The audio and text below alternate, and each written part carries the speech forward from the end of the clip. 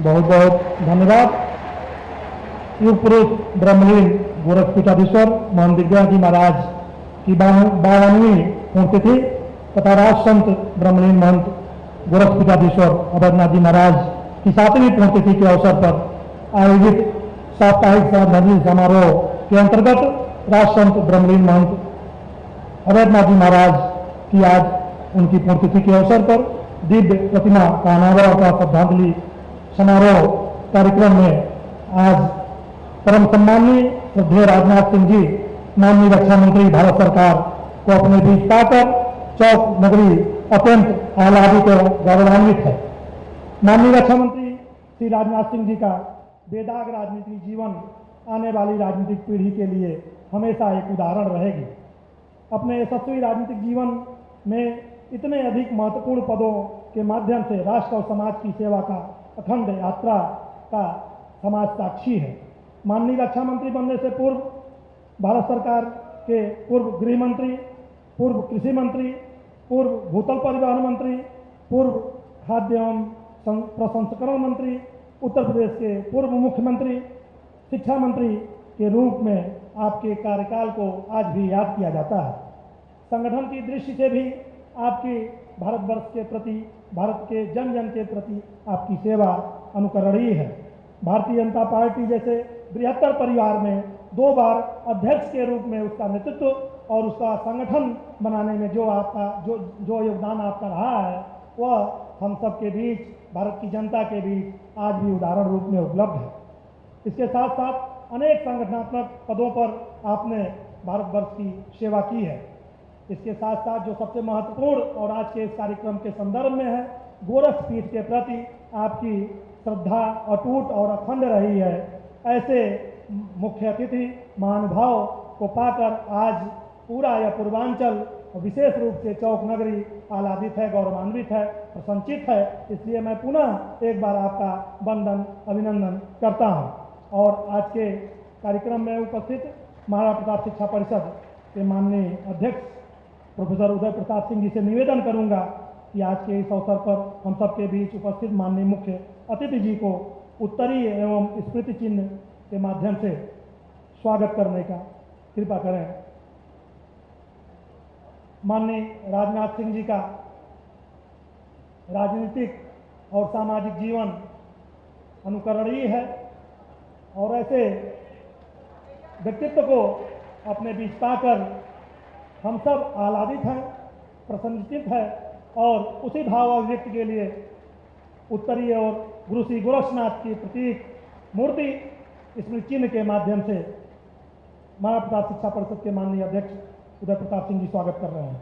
आज के इस कार्यक्रम में हम सब के अपने चौक नगरी के अपने, पूर्वी उत्तर प्रदेश के अपने, उत्तर प्रदेश के अपने और पूरे भारतवर्ष के अपने और अब विश्व में भी अपने माननीय मुख्यमंत्री जी का भी इस परिसर में शिक्षा परिषद की ओर से प्रोफेसर उदय प्रताप सिंह जी से मैं निवेदन करूंगा कि स्मृति चिन्ह उत्तरी के माध्यम से उनसे आशीर्वाद प्राप्त करने की कृपा करें।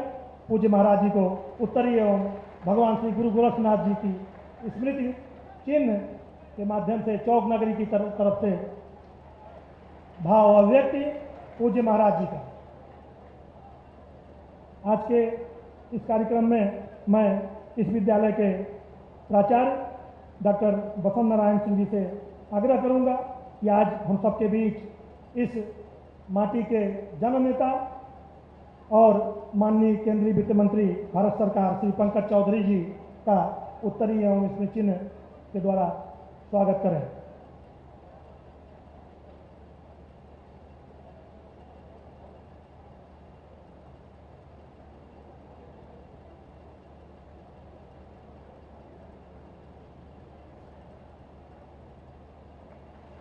माननीय पंकज चौधरी जी, वित्त राज्य मंत्री भारत सरकार का महाविद्यालय के प्राचार्य द्वारा इसमें चिन्ह और उत्तरी द्वारा स्वागत। इसके उपरांत मैं निवेदन करूंगा प्राचार्य महोदय से कि आज हम सबके बीच उत्तर प्रदेश शासन में माननीय जल शक्ति मंत्री डॉक्टर महेंद्र सिंह जी उपस्थित हैं। आपका भी उत्तरी एवं स्मृति चिन्ह द्वारा थोड़ा शीघ्र करें, स्वागत करें। इसके उपरांत बाबा मस्तनाथ आश्रम स्थल बोहर रोहतक से माननीय सांसद महंत बालकनाथ जी का यहाँ समुपस्थित हैं। मैं प्राचार्य जी से आग्रह करूंगा कि श्रीमंत बालकनाथ जी का उत्तरीय और चिन्ह द्वारा स्वागत करें। उसके उपरांत गोरक्षपीठ के प्रति अनन्य श्रद्धा रखने वाले और लगभग सभी कार्यक्रमों में पूरे समय तक अपने को उपस्थित रखकर पूज्य महाराज द्वय को निरंतर श्रद्धांजलि देते हुए और गोरक्षपीठ के कार्यों में संलग्न रहने वाले पूज्य संत महंत सुरेश दास जी महाराज दिगारंबा खड़ा अयोध्या धाम से पधारे हैं।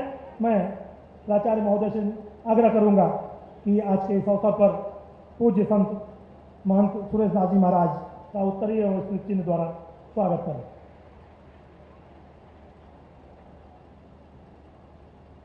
इस कार्यक्रम में सिद्धार्थ विश्वविद्यालय के माननीय कुलपति उपस्थित हैं।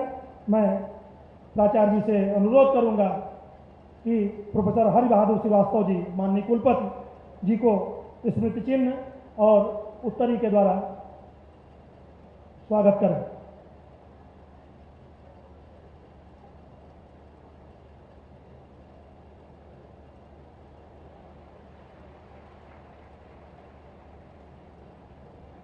स्वागत के पीछे भाव अभिव्यक्ति है। गोरक्षपीठ अपने सभी अतिथियों को, अपने भक्तों को निरंतर आशीर्वाद स्वरूप विविध प्रकार के आयोजन के माध्यम से मैं इस स्वागत के उपरांत श्रद्धांजलि गीत जो पूज्य महंत जी के श्री चरणों में समर्पित है, श्रद्धांजलि गीत हेतु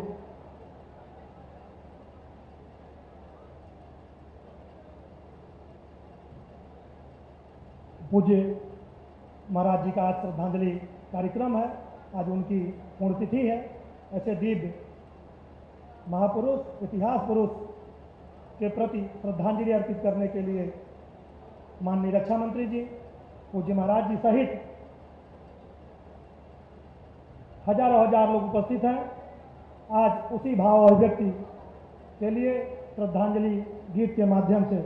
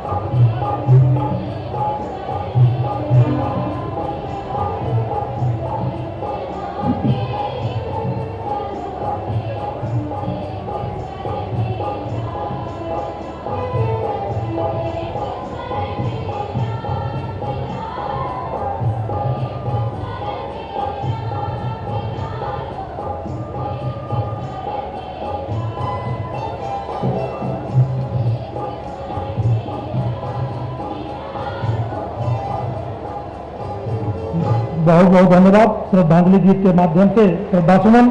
मैं अब माननीय केंद्रीय वित्त राज्य मंत्री श्री पंकज चौधरी जी से निवेदन करूंगा कि आज के इस अवसर पर 2 शब्द श्रद्धांजलि स्वरूप करने की कृपा करें। श्री पंकज चौधरी जी।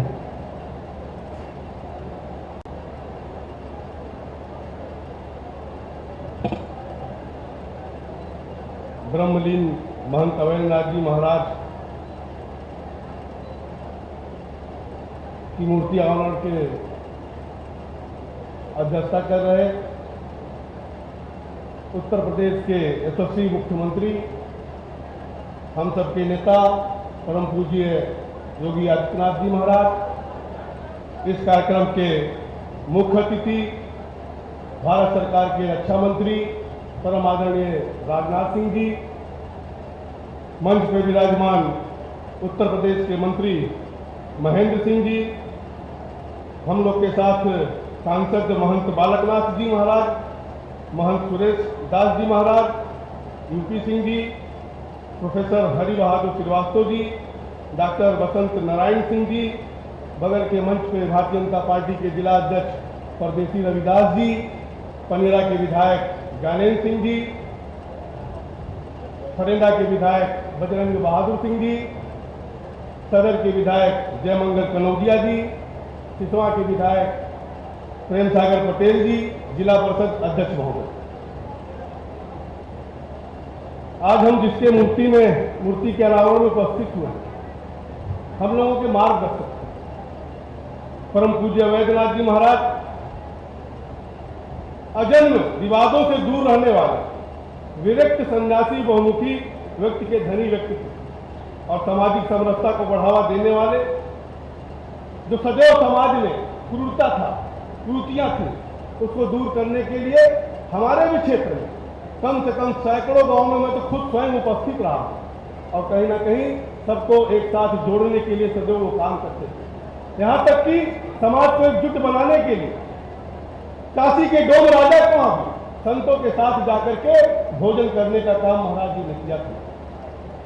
वहीं दक्षिण भारत में मीनाक्षी मंदिर रामेश्वरम में जब दलितों को तिरस्कृत किया गया तो महाराज जी वहां पर भी जाकर के उनकी लड़ाई लड़ने का काम किया और सदैव हिंदू राम जन्मभूमि के अध्यक्ष के रूप में हिंदुओं की रक्षा करने के लिए सदैव तत्पर रहते थे।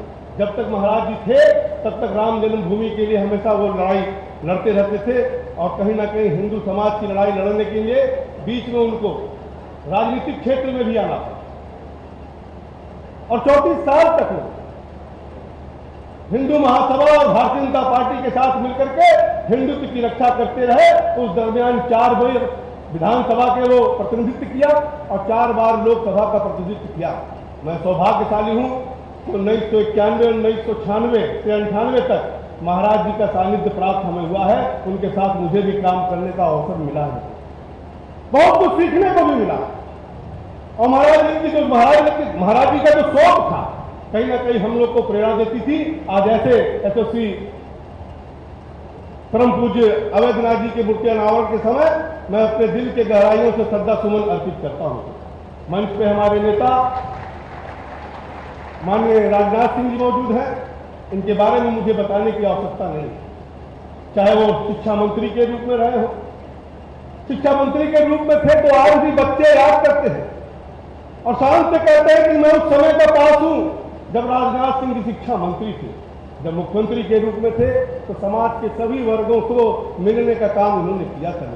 जब गृह मंत्री के रूप में पहुंचे तो निश्चित तौर से आपने देखा होगा कि 2014 में देश में कहीं ना कहीं नक्सलवाद का बड़ा भारी व्यापक दायरा था, उसको घटा करके समेटने का काम करने का काम किया। नॉर्थ ईस्ट में माओवादियों का जाल था, उसको भी घटाने का काम माननीय रक्षा मंत्री जी ने किया और रक्षा मंत्री के रूप में कहीं ना कहीं आज आपने देखा होगा कि जब देश की सेना के जवानों को मनोबल ऊंचा करना पड़ता है तो सियाचिन में जाकर के भी राजनाथ सिंह जी उनका मनोबल ऊंचा करने का काम करते रहे।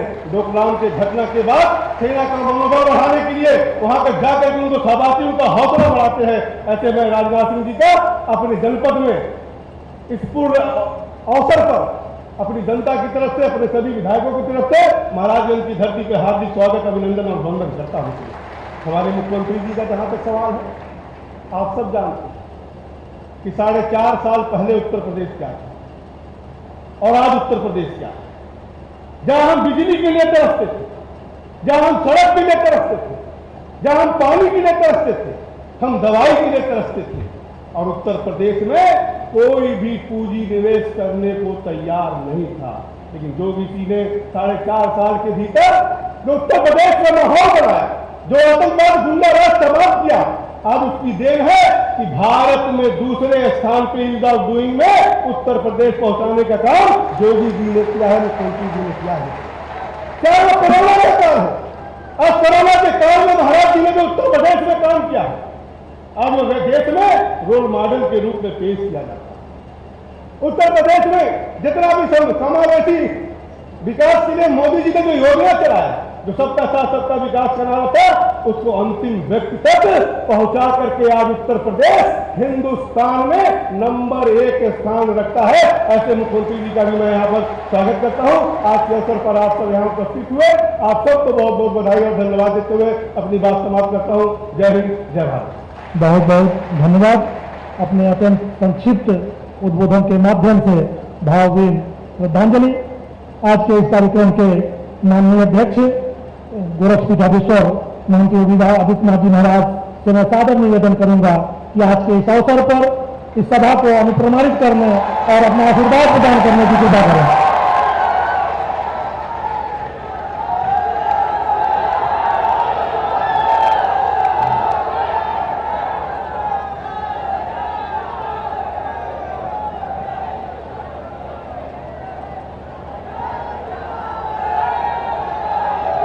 ब्रह्मलीन महंत अवैधनाथ जी महाराज की 7वीं पुण्यतिथि के अवसर पर उनकी पावन प्रतिमा के अनावरण कार्यक्रम के मुख्य अतिथि भारत सरकार के यशस्वी रक्षा मंत्री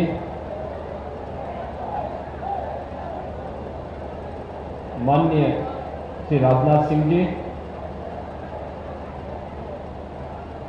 केंद्रीय वित्त राज्य मंत्री और इस लोकसभा सीट से लोकप्रिय सांसद श्री पंकज चौधरी जी, उत्तर प्रदेश सरकार में मेरे वरिष्ठ सहयोगी जल शक्ति मंत्री डॉक्टर महेंद्र सिंह जी,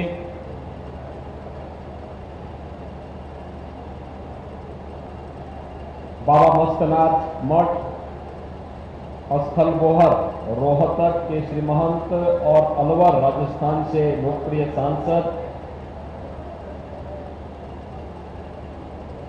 श्री महंत बालकनाथ जी महाराज, दिगंबर अखाड़ा अयोध्या के श्री महंत सुरेश दास जी महाराज, सिद्धार्थ विश्वविद्यालय के कुलपति प्रोफेसर हरि बहादुर श्रीवास्तव जी,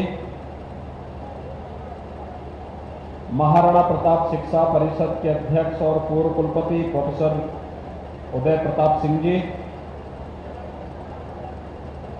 आज के इस कार्यक्रम में विशेष रूप से उपस्थित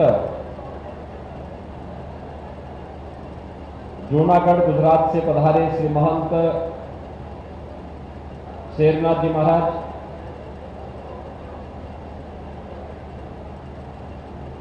देवीपाटन मंदिर बलरामपुर के श्री महंत मिथिलेश नाथ जी,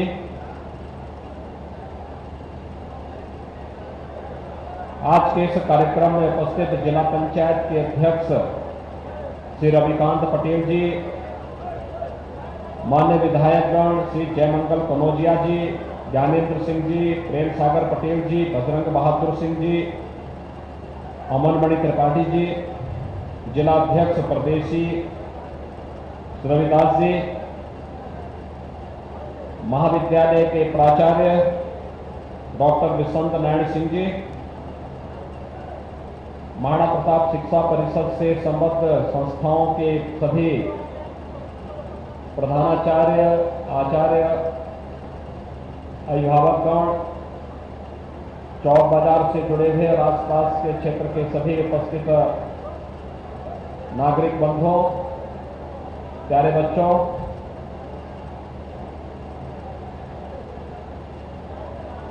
आज चौक बाजार के लिए एक बहुत महत्वपूर्ण दिन है।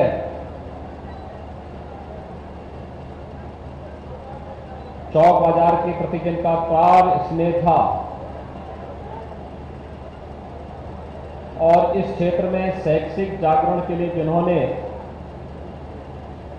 लगभग 5-6 दशक तक कार्य किया, ऐसे पूज्य महंत आदित्यनाथ जी महाराज की प्रतिमा का अनावरण करने के लिए हमारे बीच में भारत सरकार के यशस्वी रक्षा मंत्री माननीय राजनाथ सिंह जी उपस्थित हुए हैं। मैं इस अवसर पर उत्तर प्रदेश उनकी कर्म भूमि है, उत्तर प्रदेश उनकी जन्मभूमि भी है, तो उन्हीं के प्रदेश में उनका आप सबकी ओर से, प्रदेशवासियों की ओर से हृदय से स्वागत करता हूं, अभिनंदन करता हूं।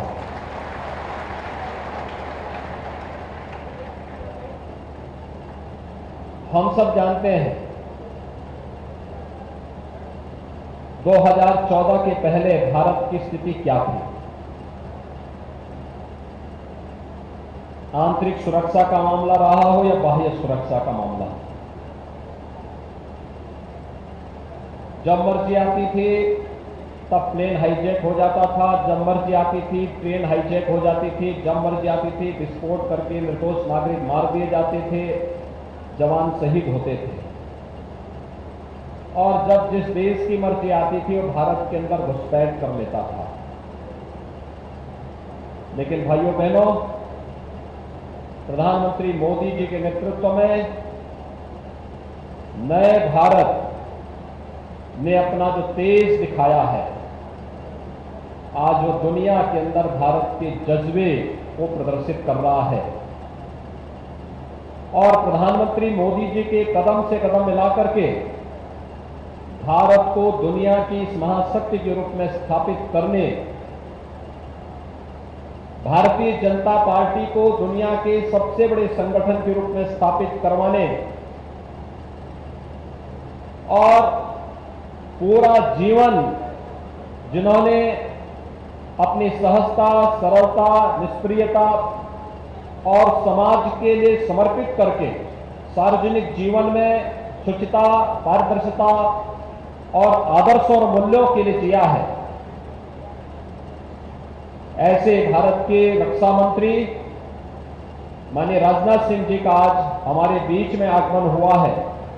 मैं आप सभी चौक वासियों की ओर से, महाराजगंज जनपद वासियों की ओर से उनका हृदय से स्वागत और अभिनंदन करता हूं। सचमुच 2014 के पहले देश की आंतरिक स्थिति बहुत खराब थी। कहीं नक्सलवाद और माओवाद सिर चढ़ करके बोलता था, कहीं पूर्वोत्तर का उग्रवाद सिर पर था, अलगाववाद चरम पर था, और कहीं कश्मीर का उग्रवाद देश की एकता और अखंडता को चुनौती दे रहा था। आपने देखा होगा कि धीरे धीरे करके उनके दायरे को सिकोड़ते आज भारत की आंतरिक स्थिति को सुदृढ़ करने में भारत सरकार को सफलता प्राप्त हुई। दृढ़ इच्छा शक्ति के साथ जब यशस्वी नेतृत्व मिलता है तो ऐसे ही होता है।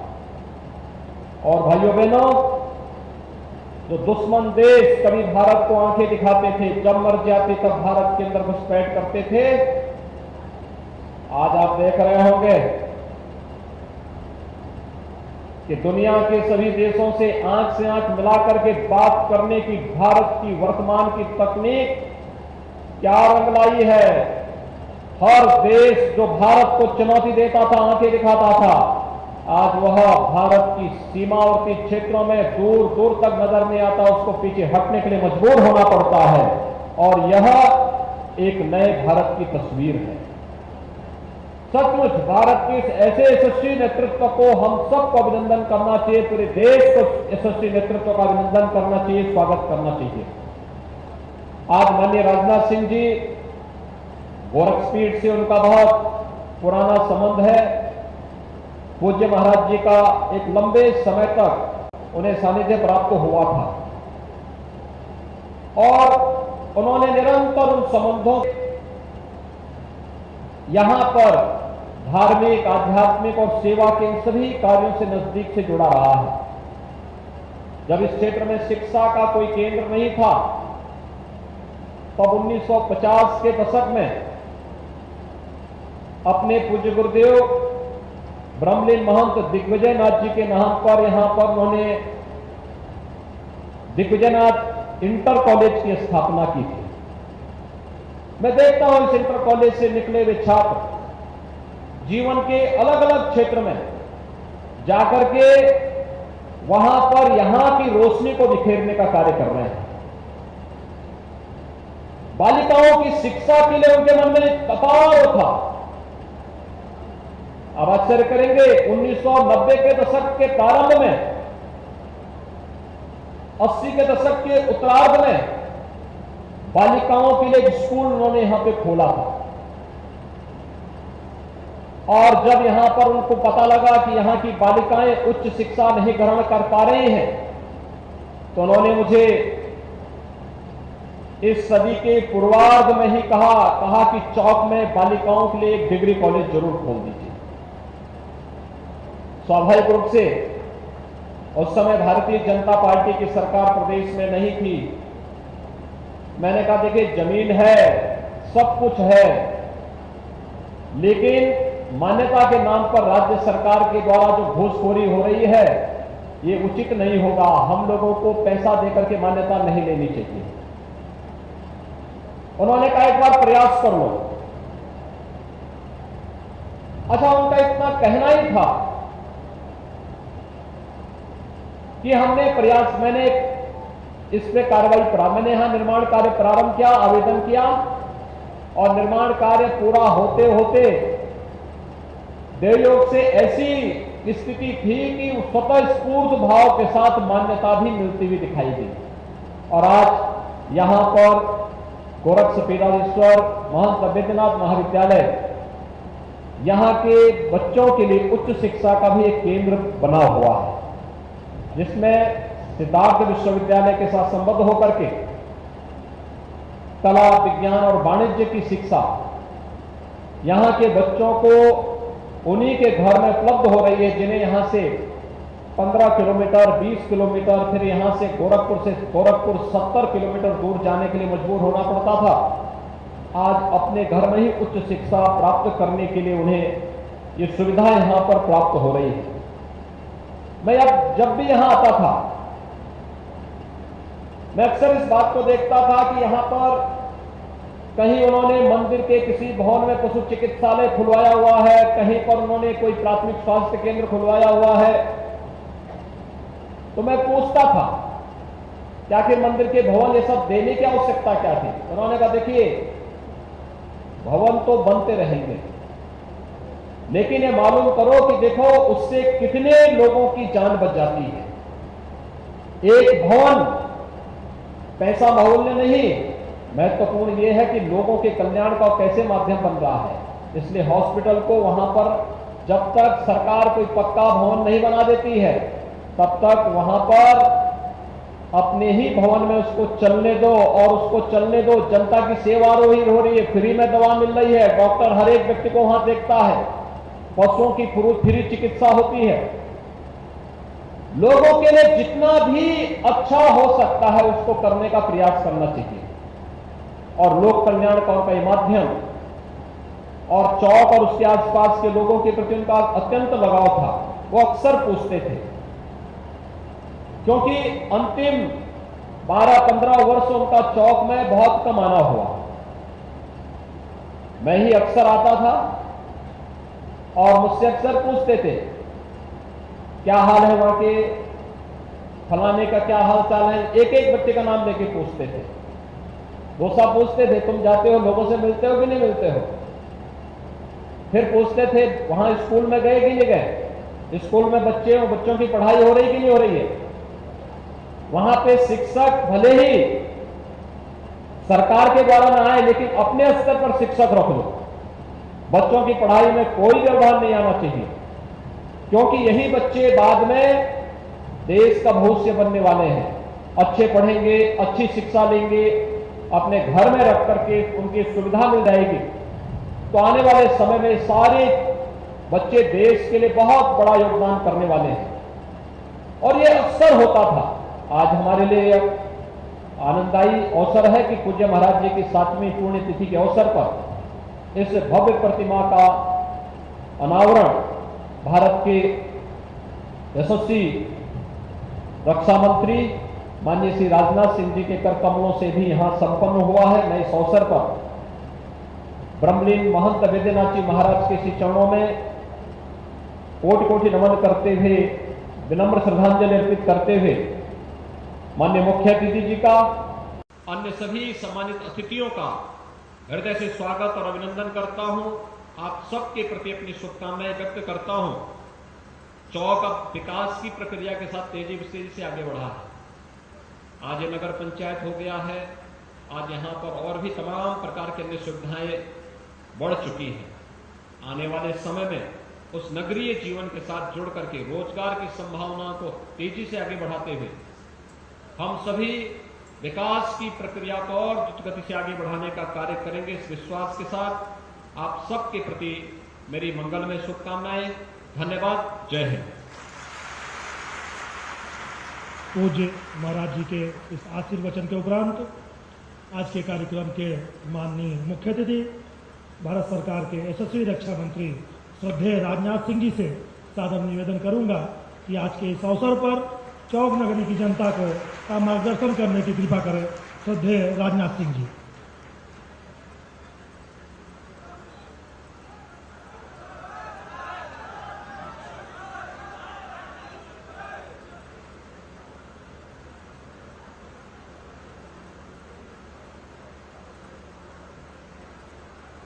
इस कार्यक्रम के अध्यक्ष उत्तर प्रदेश के यशस्वी मुख्यमंत्री आदरणीय योगी आदित्यनाथ जी और हमारे केंद्रीय वित्त राज्य मंत्री श्री पंकज जी चौधरी, उत्तर प्रदेश सरकार के जल शक्ति मंत्री श्री महेंद्र सिंह जी और बाबा मत्स्यनाथ आश्रम के महंत बालकनाथ जी महाराज और दिगंबर अखाड़ा अयोध्या से महंत श्री गाजी महाराज, प्रोफेसर यूपी सिंह जी पूर्व कुलपति एवं अध्यक्ष महाराणा प्रताप शिक्षा परिषद गोरखपुर, प्रोफेसर हरि बहादुर जी श्रीवास्तव कुलपति सिद्धार्थ विश्वविद्यालय कपिलवस्तु सिद्धार्थनगर, डॉक्टर वसंत नारायण सिंह जी प्राचार्य गोरक्ष पीठाधीश्वर महंत अवैधनाथ महाविद्यालय, रविकांत जी पटेल जिला पंचायत अध्यक्ष महाराजगंज, श्री जयमंगल कनौजिया विधायक,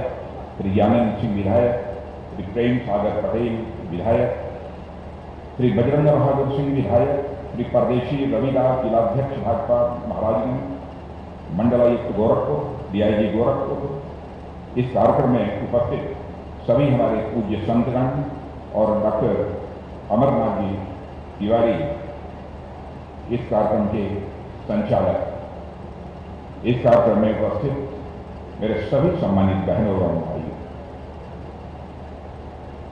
जैसा माननीय मुख्यमंत्री श्री योगी आदित्यनाथ जी ने आपको बताया, बहनों भाइयों, हम लोग यहां पर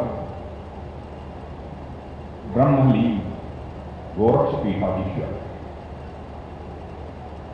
पूज्य अवैधनाथ जी की प्रतिमा के अनावरण के अवसर पर यहां पर उपस्थित हुए।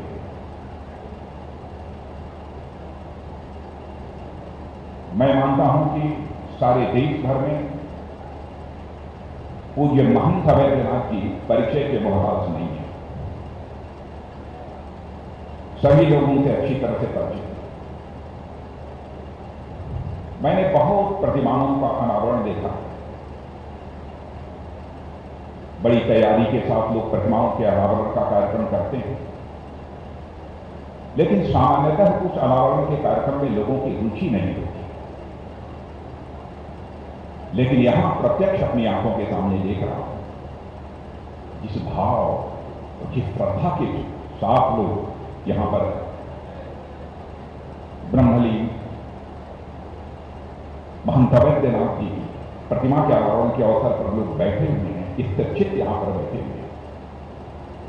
यह दर्शाता है कि भारत की सनातन यानी नित्य नूतन और चिर पुरातन जो संस्कृति है उसके प्रति भी आपकी आस्था है, और साथ ही साथ आपकी नाथ संप्रदाय के प्रति आस्था है, और आप पूज्य महंत अवैधनाथ जी के प्रति भी आप सबकी आस्था है। सामान्यतः यह देखने को नहीं मिलता। गोरक्षपीठाधीश्वर पूज्य अवैधनाथ जी का व्यक्तित्व अद्भुत था। केवल प्रशंसा के लिए मैं प्रशंसा नहीं कर रहा। जब हमारी आयु 18-19 वर्ष की थी, तब से मैं उनके साथ बातचीत करने का, उनका चरण स्पर्श कर आशीर्वाद लेने का यह हमको अवसर प्राप्त हुआ। बहन भाइयों, जब मैं एमएससी प्रथम वर्ष का गोरखपुर विश्वविद्यालय का छात्र, विश्वविद्यालय में प्रवेश लेने के बाद सबसे पहले आशीर्वाद लेने के लिए भी मैं गया था, तो परम पूज्य गोरक्षपीठाधीश्वर महंत अवैधनाथ जी का ही आशीर्वाद लेने के लिए 5 मिनट उनके साथ मेरा बैठना हुआ था। सहज रूप से उनके व्यक्तित्व से मैं बेहद प्रभावित हुआ, और उसके बाद कोई महीना ऐसा नहीं छूटता था जिस महीने परम पूज्य अवैधनाथ जी का आशीर्वाद लेने के लिए मैं गोरक्षपीठ न जाता। जाने का सिलसिला लगातार यह चल रहा है। यहां पर जब मैं शोध कार्य कर रहा था, रिसर्च का काम कर रहा था, तब भी बराबर उनके पास जाना होता था, उनसे मैं आशीर्वाद प्राप्त करता था, मार्गदर्शन प्राप्त करता था। और आज मैं यहां पर उपस्थित हूं, एक घटना मुझे याद आती है। 1971 में मैं एमएससी फाइनल का यहां पर छात्र था। कश्मीर के कुछ अलगाववादी ताकतों ने भारत के एक हवाई जहाज, इंडियन एरोप्लेन का को हाईजैक कर लिया था, उसका अपहरण कर लिया था, और उस हवाई जहाज को हाईजैक करने के बाद वह पाकिस्तान के लाहौर ले गए थे, और लाहौर में ले जाकर सारे यात्रियों को उतारकर उन्होंने हवाई जहाज को चला दिया। सारे भारत के अंदर एक गुस्सा था। हम सभी छात्रों के अंदर भी उस घटना को लेकर एक बेहद गुस्सा था। मैंने उस समय छात्रों का एक संगठन खड़ा किया था, छात्र राजनीति से भी उस समय हमारा बहुत ही गहरा रिश्ता रहा। मैं तुरंत पूज्य अवैधनाथ जी के पास गया। मैंने कहा कि आपका आशीर्वाद चाहिए। कल विरोध स्वरूप जो हाईजैकिंग हुई है ट्रेन की, उसके विरोध स्वरूप हम लोग गोरखपुर बंद कराना चाहते हैं। तो उन्होंने कहा कि लोगों के अंदर बेहद आक्रोश है, और यदि बेटा तुम लोगों ने निर्णय कर ही लिया है कि हमको बंद कराना है, या सावधानी बरतना, किसी के साथ अशिष्टता नहीं होनी चाहिए, किसी के साथ अभद्रता नहीं होनी चाहिए, केवल आप सब जनता से अपील करो। मुझे पूरा विश्वास है कि यह पूरा का पूरा गोरखपुर इस विरोध में बंद हो जाएगा, और यही हम लोगों ने किया, और गोरखपुर पूरी तरह से बंद हो गया। सामान्यतः जब कभी कोई बंदी यदि करानी होती है, जिस प्रकार की उद्दंडता, जिस प्रकार की उच्छृंखलता नौजवानों के द्वारा कभी कभी की जाती है, उससे आप सब अच्छी तरह बच सकते हैं। लेकिन उनका ऐसा व्यक्तित्व था। आज मैं उनका चित्र देख रहा, क्या पहचान है। सफेद दाढ़ी, लंबी दाढ़ी, आंखों पर चश्मा, सुगठित शरीर, वाणी मधुर, लेकिन वाणी में ओज। सहज रूप से इनका यह व्यक्तित्व सबको आकर्षित करता है। आज वो हमारे बीच नहीं है बहनों भाइयों, लेकिन 7 वर्ष गुजर गए हैं, आज उनकी 7वीं पुण्यतिथि है। फिर भी उनकी स्मृतियां हम लोगों के स्मृति पटल पर पूरी तरह से अंकित हैं। और जिस गोरखपीठ के वो महंत थे, गोरखपीठ के इतिहास को मैं अच्छी तरह मैं जानता हूं, नाथ संप्रदाय के इतिहास को भी हमने पढ़ा है और उसे अच्छी तरह जानता हूं।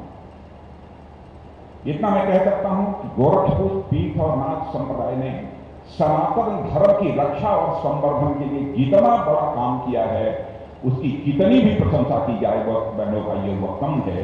इस गोरखपुर का सनातन धर्म की रक्षा और संवर्धन करने में एक अद्भुत योगदान है। महंत अवैधनाथ जी, जब राम जन्मभूमि का आंदोलन प्रारंभ हुआ उस समय जो पहली मीटिंग हुई थी उसकी अध्यक्षता यदि किसी ने की थी, देश भर के संतों ने कहा इस बैठक की अध्यक्षता यदि किसी को करनी चाहिए तो पूज्य अवैधनाथ जी को इस बैठक की अध्यक्षता करनी चाहिए।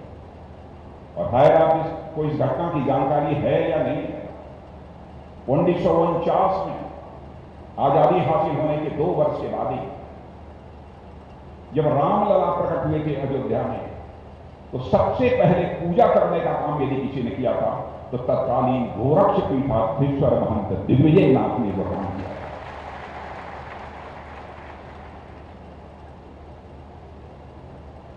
अब मैं नाथ संप्रदाय की बात मैं कर रहा हूं, नाथ संप्रदाय के योगदान की बात कर रहा हूं। मुझे याद आता है कि मैं भी नाथ हूं, एक राजनाथ हमारे में मिला है। हमें निश्चित रूप से गोरक्षपीठ का हमको आशीर्वाद प्राप्त होगा, चाहे वो महंत विजयनाथ जी हों अथवा महंत अवैधनाथ जी हों, निश्चित रूप से उनका भी हमको आशीर्वाद प्राप्त होगा। बहनों भाइयों, राम जन्मभूमि का इतिहास यदि लिखा जाएगा तो पूज्य महंत दिग्विजयनाथ जी और पूज्य महंत अवैधनाथ जी का नाम स्वर्णाक्षरों में लिखा गया है। और राम जन्मभूमि आंदोलन में उन्होंने केवल भाग नहीं लिया था, बल्कि राम जन्मभूमि के आंदोलन की धार को तेज करने में महत्वपूर्ण भूमिका यदि किसी ने निभाई थी, हमारे पूज्य महंत अवैधनाथ जी ने बहुत ही महत्वपूर्ण भूमिका निभाई थी। और नाथ परंपरा को जहां तक मैं जानता हूं, यह नाथ परंपरा समाज को तोड़ने वाली कभी नहीं रही। जाति, पंथ और मजहब के आधार पर भी नाथ संप्रदाय ने कभी विचार नहीं किया। नाथ संप्रदाय ने बराबर समाज को जोड़ने की कोशिश की। कौन इस सच्चाई को भूल सकता है? जिन्हें अछूत कहा जाता था, लोग कहते थे मंदिर में प्रवेश नहीं कर सकते, उनको भी मंदिर में प्रवेश कराने की पहल यदि किसी ने की थी तो बहनों भाइयों पूज्य अवैधनाथ जी ने वह पहल की थी। और आज मैं यही योगी जी से आते समय गाड़ी में पूछ रहा था कि मुझे यह बताया गया है कि गोरक्षपीठ के भी जो प्रमुख पुजारी हैं, वो प्रमुख पुजारी भी वह दलित समाज से आते हैं। बहनों भाइयों, यह सुनकर मुझे बेहद आनंद किया है।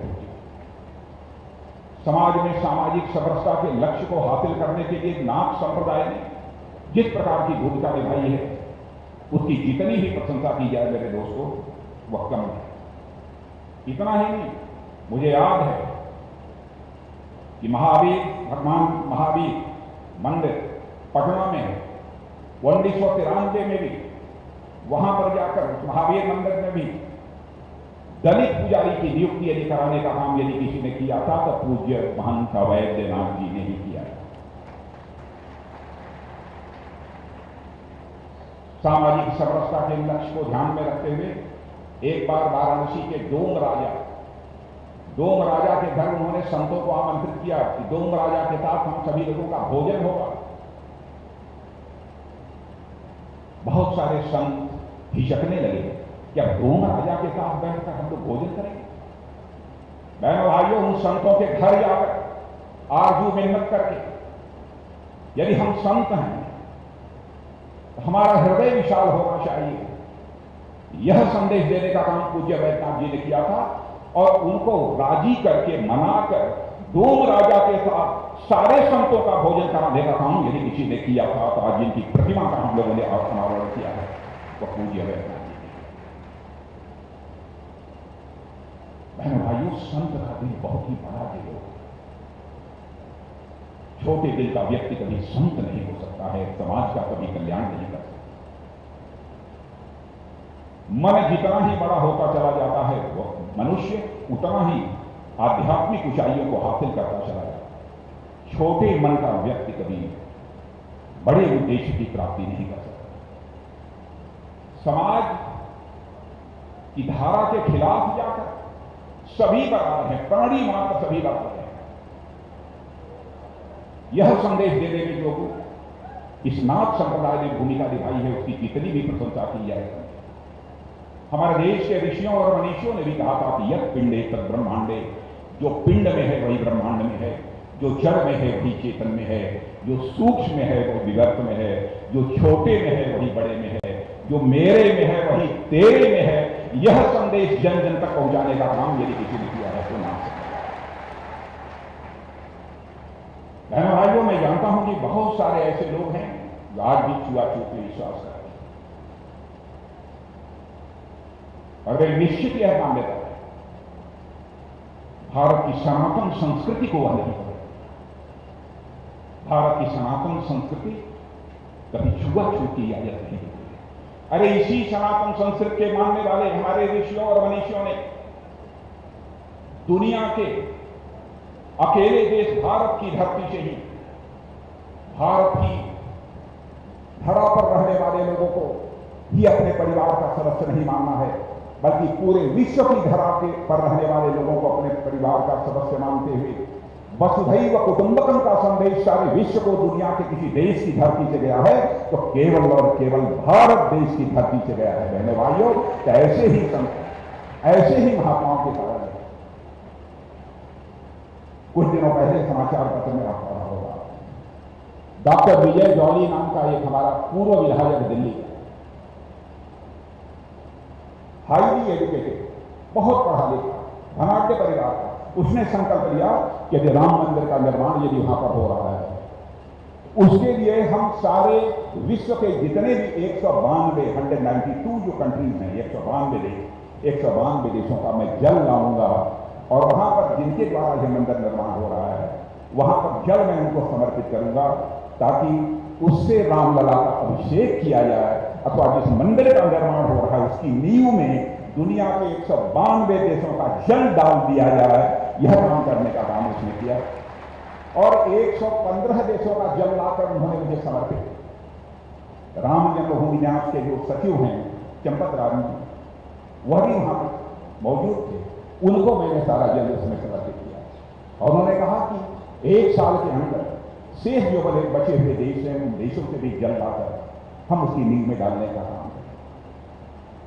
बहनों भाइयों, राम जन्मभूमि के बारे में क्या क्या लोग नहीं कहते थे कि दंगे हो जाएंगे, यह हो, खून खराबा हो जाएगा, यह होगा, वो होगा। भारत एक ऐसा देश है, सुप्रीम कोर्ट का फैसला है, सभी ने सहज रूप से स्वीकार कर लिया, सभी ने सहज रूप से स्वीकार कर लिया। और मैं तो कहना चाहता हूं, जो मार्ग पूज्य वैद्यनाथ जी ने, जो मार्ग पूज्य महंत वैद्यनाथ जी ने समाज को दिखाया, उसी मार्ग पर आगे बढ़ने का काम आज के गोरक्ष पीठाधीश्वर और हमारे उत्तर प्रदेश के यशस्वी मुख्यमंत्री माननीय योगी आदित्यनाथ जी कर रहे हैं।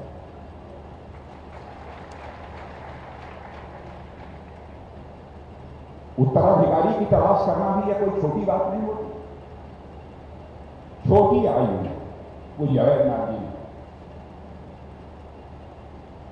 कैसे इनका चयन किया कि गोरख पीठाधीश्वर से कोई होना चाहिए तो योगी आदित्यनाथ जी होने चाहिए, और कहां से जाकर उनको लाकर उनको उत्तराधिकारी यहां पर बना। आज जब मैं योगी आदित्यनाथ जी को देखता हूं तो मैं कहता हूं, क्या भगवान, अद्भुत है तेरी माया, अद्भुत है तेरी माया। सचमुच इस देश के संत भविष्य के गर्भ में क्या छिपा हुआ है यह भी देख लेते हैं। और शायद पूज्य वैद्यनाथ जी ने उसमें देख लिया था, इस बालक को यदि मैं लाकर गोरख पीठाधीश्वर बनाऊंगा तो यह सनातन धर्म का की रक्षा भी करेगा, उसका संवर्धन भी करेगा, उसका प्रचार भी करेगा, सामाजिक समरसता के भी लक्ष्य को प्राप्त करेगा और साथ ही साथ जरूरत पड़ी तो उत्तर प्रदेश को उत्तम प्रदेश भी बनाने का काम करेगा। और आज वही मुख्यमंत्री योगी जी अपनी भूमिका निभा। बहन भाइयों, इसमें अब किसी को संदेह नहीं, सभी अच्छी तरह जाना। भ्रष्टाचार प्राय राजनीतिक क्षेत्र में काम करने वाले लोगों पर भ्रष्टाचार के आरोप लग जाते हैं। बहन भाइयों, नींद में भी उत्तर प्रदेश नहीं भारत का कोई मां का लाल ये नहीं कह सकता है योगी आदित्यनाथ जी के दामन पर कोई भ्रष्टाचार की दाग लगी हुई हो।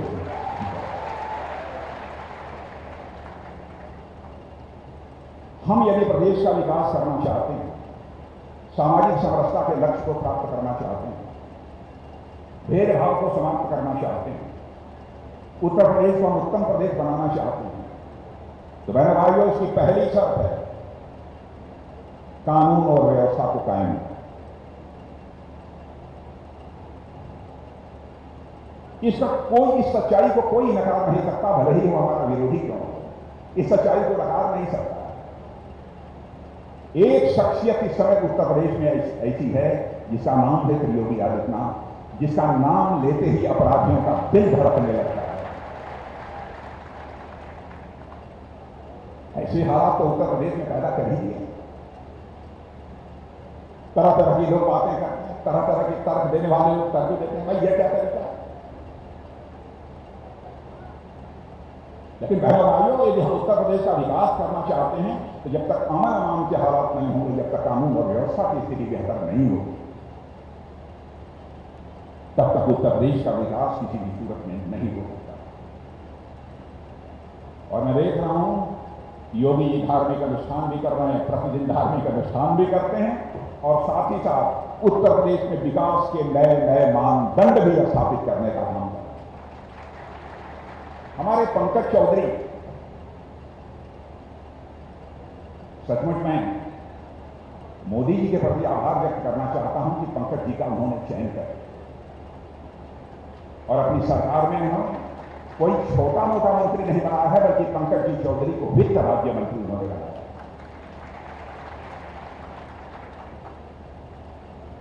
और आज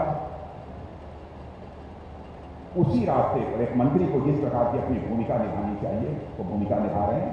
उनके ऊपर भी इधर उधर का कोई भ्रष्टाचार का आरोप कभी नहीं रहा है, यह बात भी दावे के साथ। और योगी जी के मार्गदर्शन में इस उत्तर प्रदेश के विकास के लिए केंद्र सरकार का वित्त राज्य मंत्री होने के नाते तो जितनी भी अपनी भूमिका हो सकती है वह प्रभावी और भूमिका का वह निश्चित रूप से निर्वाह है। आप लोगों ने फिल्म जरूर देखी होगी, जहां पर नौजवान भी बैठे हैं। आप लोगों ने फिल्म देखते हैं कि नहीं? नहीं देखते हैं, जो पूजा पाठ करते हैं फिल्म देखते हैं। देखते हैं आपने कभी कभी कुछ ऐसी भी फिल्म देखी होगी जिसमें कि डबल रोल होता है एक्टर का, देखा है? वो कौन सी फिल्म है? कौन सी फिल्म है? मैंने जो उत्तर प्रदेश में पढ़ाई करते समय देखा था, एमएससी में पढ़ते समय, उसे राम और श्याम देखा।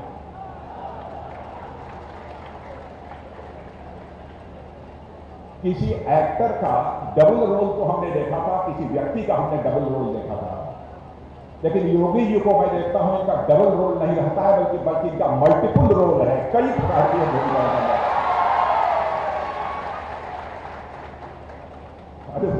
अद्भुत रोल है। और बहनों भाइयों मैं आपको याद दिलाना चाहता हूं, योगी जी ने भी कहा 2014 उस समय मैं भी पार्टी का राष्ट्रीय अध्यक्ष था। मैं मानता हूं कि बहुत बड़ा परिवर्तन इस देश में हुआ है, एक ऐतिहासिक परिवर्तन इस देश में हुआ है। इस देश की जनता ने बहुमत के साथ श्री नरेंद्र भाई मोदी को भारत के प्रधानमंत्री के रूप में दिल्ली में लाकर स्थापित किया। वह एक ऐतिहासिक था। और मोदी जी की भी सूझबूझ देखिए, 14 के बाद जब उत्तर प्रदेश का मुख्यमंत्री बनाना हुआ तो उनकी भी नजर यदि किसी पर जाकर के थी तो गोरक्षपीठाधीश्वर योगी आदित्यनाथ जी पर जाकर। यह संयोग नहीं है तो क्या है? और मेरे भाइयों, आज हमारे प्रधानमंत्री नरेंद्र भाई मोदी जी के नेतृत्व में भारत तेजी के साथ आगे बढ़ रहा है। जैसा योगी जी ने कहा है कि दुनिया के किसी भी देश से आंख से आंख मिलाकर कुवत भारत के अंदर है। अंतर्राष्ट्रीय जगत में भारत की प्रतिष्ठा बढ़ी है, कोई सच्चाई को नकार नहीं सकता। और दोस्तों, भारत अब एक कमजोर भारत नहीं रहा है, बल्कि भारत अब यह दुनिया का एक ताकतवर देश बन चुका है। मैंने भी प्रधानमंत्री जी से बात करके अपने सेना के जवानों को हिदायत दे दी है। पहला आक्रमण भारत की तरफ से किसी के ऊपर नहीं होगा। पहला आक्रमण भारत की तरफ से किसी पर नहीं होगा। और भारत के प्राचीन इतिहास को उठाकर कोई देख ले, भारत का यह प्राचीन इतिहास रहा है मेरे बहन भाइयों। भारत ने न तो दुनिया के किसी देश पर कभी आक्रमण किया है, न तो भारत ने दुनिया की किसी देश की 1 इंच जमीन पर कभी कब्जा किया है।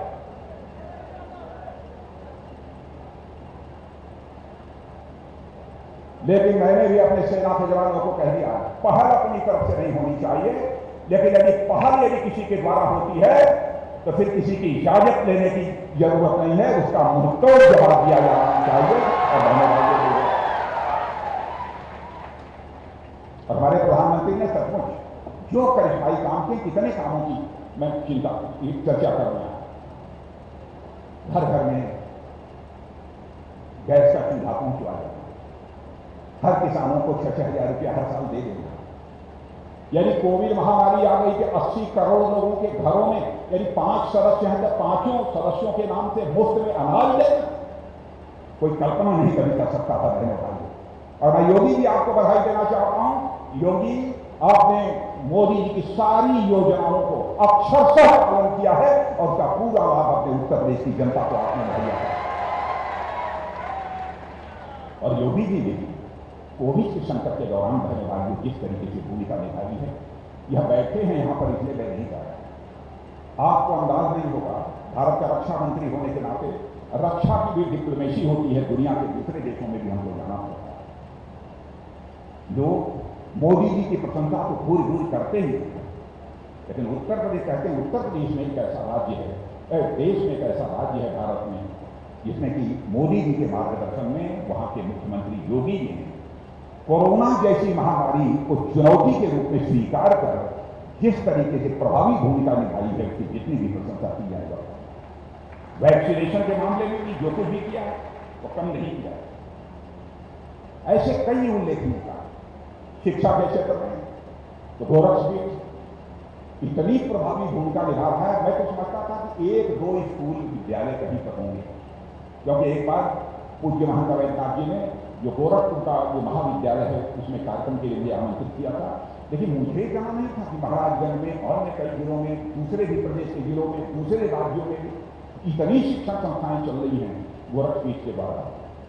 इसकी जानकारी मुझे नहीं, पहली बार यहां आने के बाद मुझे जानकारी मिली। और बहनों भाइयों, बस यही कहूंगा, योगी जी के नेतृत्व में यह उत्तर प्रदेश तेजी के साथ बदल रहा है। अब उत्तर प्रदेश को उत्तम प्रदेश बनने से दुनिया की हमको कोई ताकत रोक नहीं सकती। एक से हर जनपद में मेडिकल कॉलेज होना चाहिए। पढ़ने लिखने वाले छात्र मेडिकल में प्रवेश लेने के लिए कितनी मुसीबतें उनको झेलनी पड़ती थी। हर जिले में अब मेडिकल कॉलेज होगा, 7 नए विश्वविद्यालय बन रहे हैं। इसकी कोई कल्पना कर सकता है? इसलिए बहनों भाइयों, मैं कहना चाहता हूं, यह शक्ति जो योगी जी को प्राप्त हुई है वो महान संतों के द्वारा यह शक्ति प्राप्त हुई है। यह नाथ संप्रदाय के जो भी उपदेश हैं, उस रास्तों पर चलकर उन्होंने जो कुछ भी जिंदगी में सीखा है, उसी के अनुसार वो अपनी भूमिका का मुख्यमंत्री के रूप में भी निर्वाह कर रहे हैं। और मैं कहना चाहता हूं, सत्ता की शक्ति तो बहुत लोगों के पास होती है, लेकिन सत्ता की शक्ति रहने से ही कोई लक्ष्य को प्राप्त नहीं कर सकता। योगी जी के अंदर देखा है, मुख्यमंत्री होने के नाते सत्ता की शक्ति तो है, लेकिन उससे बढ़कर योगी आदित्यनाथ जी के अंदर इच्छा शक्ति हमको देखने को मिली है। इसीलिए उत्तर प्रदेश में तेजी के साथ परिवर्तन होगा। हर वर्ग के विकास के लिए पूरी निष्ठा के साथ काम कर। महिलाओं की चिंता, महिला हेल्प डेस्क बन गए सभी, उनके कल्याण के लिए भी बहुत सारी योजनाएं उन्होंने चला रखी। और मुझे तो बताया गया कि एक तो प्रधानमंत्री मोदी जी ने आयुष्मान भारत की योजना चलाई है, 5 लाख रुपए तक का 1 वर्ष के लिए आपका मुफ्त इलाज। योगी जी ने उत्तर प्रदेश में भी एक योजना प्रारंभ की, स्वास्थ्य सुरक्षा योजना, और 42 लाख लोगों को उसका लाभ मिल रहा है, यह मुझे बताया गया। सबके लिए आवाज, बहुत सारी चीजें। इसलिए बहनों भाइयों, यह मैं मानता हूं कि यह आशीर्वाद यदि प्राप्त है तो पूज्य महंत दिग्विजयनाथ जी जैसे संतों का, पूज्य महंत अवैधनाथ जी के संतों का आशीर्वाद और मार्गदर्शन यदि प्राप्त हुआ है योगी जी के अंदर, उसी कारण यह इच्छा शक्ति उनके अंदर है। एक समय था कि वर्दी पर गुंडे भारी पड़ते थे, वर्दी पर गुंडागर्दी भारी पड़ती थी। अब गुंडों पर वर्दी भारी पड़ने लगे हैं उत्तर प्रदेश में, पासा पड़ गए। ऐसे हालात हम तो कल मैं देख रहा था, मैंने लोगों को कहा भाई योगी जी ने अपराधियों के खिलाफ बहुत कार्रवाई की है, जरा देखो। मैं जब देखता हूं तो उसकी संपत्ति जब्त कर ली गई, उसकी संपत्ति जब्त कर ली गई। क्या इसमें सच्चाई है कि क्या है? तो एक ने कहा सब निकाल उतार के, अरे साहब योगी जी ने कमाल का काम किया। उन्होंने अपराधियों को जो संपत्ति जब्त की है वो 18,600 करोड़ रुपए से ज्यादा की संपत्ति उन्होंने जब्त कर दी। अपराधियों का मनोबल टूटना चाहिए, सज्जन पुरुषों का मनोबल बढ़ना चाहिए। यही किसी शासक की जिम्मेदारी होती है। उसका प्रथम दायित्व होता है उसका धर्म, और उस धर्म का वह करता है योगी। बहनों भाइयों, आज के अवसर पर इससे ज्यादा कुछ न कहते हैं। वर्षों पहले में महाराज जन आया और मुझे याद है कि हम और योगी जी का दोनों, हाँ, हमारे श्रद्धेय अटल बिहारी वाजपेयी जी की सभा थी, विलक्षण नेता थे, और उसमें मैं भी था और योगी जी। अटल जी हमारे बीच तो नहीं थे। लंबे समय के बाद मैं मेरा महाराज जन रहा हूं। और बहनों भाइयों, सनातन धर्म के प्रति जो आपकी आस्था है, जो आपकी निष्ठा है, और नाथ संप्रदाय की जो लोकप्रियता मुझे यहां पर देखने को मिली, इसके लिए मैं एक बार शीश झुकाकर आप सभी का अपनी तरफ से हार्दिक अभिनंदन करता हूं। आप सभी का मैं वंदन करता हूं। और पूज्य महंत अवैधनाथ जी की स्मृति को नमन करते हुए, हृदय की गहराइयों से अपनी श्रद्धांजलि अर्पित करते हुए अपना निवेदन समाप्त करते हैं। Subscribe to our channel by clicking the subscribe button. Click the bell button and enjoy the latest uploads from our channel.